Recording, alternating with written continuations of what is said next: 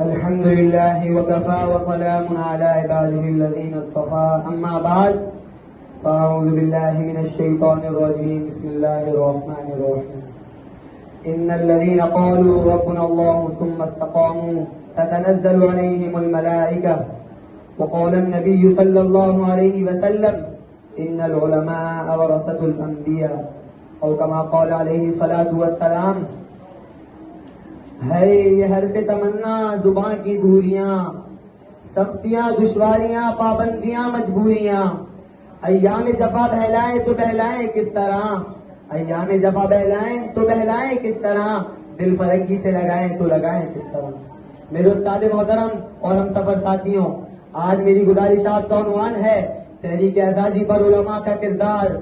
میرے دوستو، 1856 سے لے کر 1856 میں ہندوستان کی تاریخ میں انگریز کی حکومت کئی صوبوں پر قائم ہو گئی اور آہستہ آہستہ انگریز نے پورے ہندوستان پہ اپنا اثر و رسوخ جما لیا.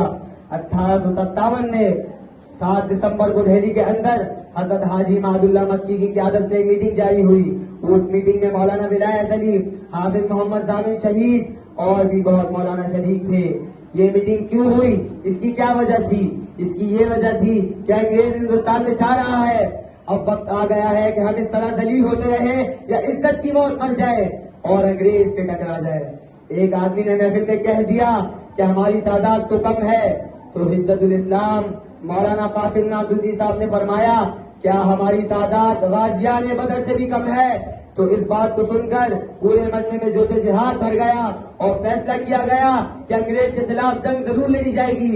چنانچہ اس فیصلے کا تناظر 4 مارچ 1857 میں جو جنگ آزادی انگریز کے خلاف لڑی گئی، اس جنگ آزادی کے ہیرو، اس جنگ آزادی کے سرخیل مولانا قاسم نانوتوی تھے، مولانا جعفر تھانوی تھے، سید طائب حاجی معد اللہ مہاجر مکی تھے. میرے دوستو، اس وقت 2 محاذ تھے، ایک امبالے کا محاذ، ایک شاملی کا محاذ. امبالے کے محاذ پر مولانا جعفر تھانوی کھڑے تھے، شاملی کے محاذ پر سید طائب معد اللہ مہاجر مکی کھڑے تھے. چنانچہ لڑائی شروع ہو گئی اور یہ لڑائی 22 دن تک جاری رہی اور اس لڑائی میں علماء کو خاطر خواہ فتح حاصل نہ ہو سکی اور بہت سے مولانا شہید ہو گئے. میرے دوستو، ڈاکٹر ولیم نیور نے 1861 میں دیکھا تھا کہ وائسرائے برطانیہ نے کہا تھا کہ جاؤ اور ہندوستان کا معائنہ کر کے آؤ اور ہمیں بتاؤ کہ مسلمان قوم کو کس طرح ختم کیا جا سکتا ہے. تو اس وائسرائے برطانیہ نے جو رپورٹ دی اس میں 3 شقیں تھیں. پہلی شق یہ تھی کہ جب تک قرآن مجید ہندوستان میں موجود ہے تیری حکومت کامیاب نہیں ہو سکتی. چنانچہ انگریز نے پورے ہندوستان سے قرآن جمع کیا اور 3.5 لاکھ قرآن مجید کے نسخوں کو آگ لگا دی گئی، یعنی قرآن مجید جلا دیے. دوسری شق یہ تھی کہ جب تک علماء ہندوستان میں موجود ہے تب تک تو کامیاب نہیں ہو سکتا. تیسری شق یہ تھی کہ جب تک پہلے انگریز نے میر جعفر اور میر صادق کو خریدا تھا، اب انہیں ضرورت نہیں، ان مولویوں میں سے چند آدمی کو خریدا جائے اور مذہبی طور پر الجھا کر آپس میں ہی لڑا دیا جائے. میرے دوستو، پھر ان تینوں شقوں پر عمل کیا گیا. پہلی شق کے مطابق 3.5 لاکھ قرآن مجید کے نسخوں کو آگ لگا دی گئی. دوسری شق کے مطابق علماء کا قتل عام کیا گیا. تیسری شق کے مطابق دربار مولویوں کو تیار کیا گیا. چنانچہ مسٹر ٹاپسن اپنی ایک کتاب میں لکھتا ہے کہ 1268 سے لے کر 1863 تک چاندنی چوک سے لے کر خیبر تک کوئی درخت ایسا نظر نہیں آتا جس درخت پر علماء کی گردن نہ لٹکی ہو. آگے ایک منصب لکھتا ہے کہ میں خود جب گیا تو میں نے اپنی آنکھوں سے دیکھا ایک گھر کے پیچھے آگ لگی ہے.